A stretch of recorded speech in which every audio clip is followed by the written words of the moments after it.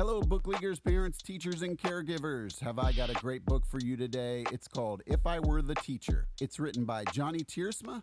This is his first book, but he is an expert on the subject matter because he has been a teacher for over 17 years. His illustrator, Ron Van Der Pol, has been an art teacher for over 25 years. Between the two of them, they know their stuff, and I'm very grateful for what they do for our children. Along with librarians, there is no more noble work than being a teacher, in my opinion. I really enjoy this book and can't wait to get into it. Let's go.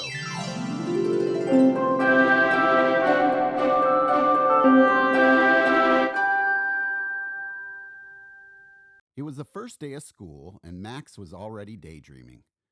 I wonder what this year is going to be like, he thought, as he gazed out the classroom window. I hope it's not boring. I have some changes that would make this place way more fun. If I were the teacher, I know just what I'd do. If I were the teacher, instead of having my students raise their hands to speak, they could raise an elbow, a knee, or even a foot. I'd use math on the daily schedule to subtract all the schoolwork and add a lot of recess. Pets get really lonely when we leave them at home. If I were the teacher, our animals would come to school with us and roam around all day. If I were the teacher, science experiments would never disappoint. They would always include explosions, implosions, and fire. I would let my students sit anywhere they want. They could sit in the back or in the front, near their friends, or even on their friends. On rainy days, we'd cancel class and head out to the field. We'd find a spot with some mud for an old-fashioned slip and slide. If I were the teacher, I would help my students focus by serving them coffee.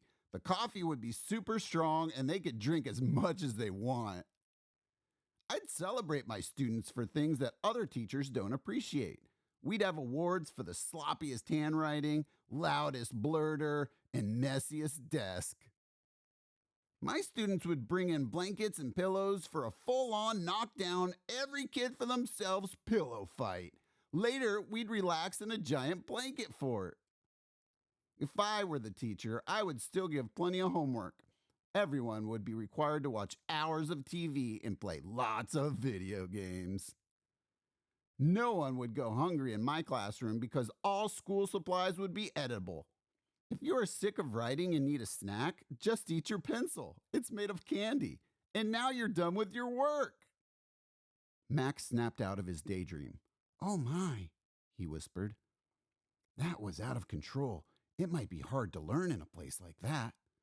His teacher smiled at him, and he knew it was going to be a good year of learning and fun. I'm really glad I'm in her class, he thought, sitting up a little bit taller. Since she's my teacher, I don't want to change a thing. Hi, we are the creators of this book, and we are both teachers.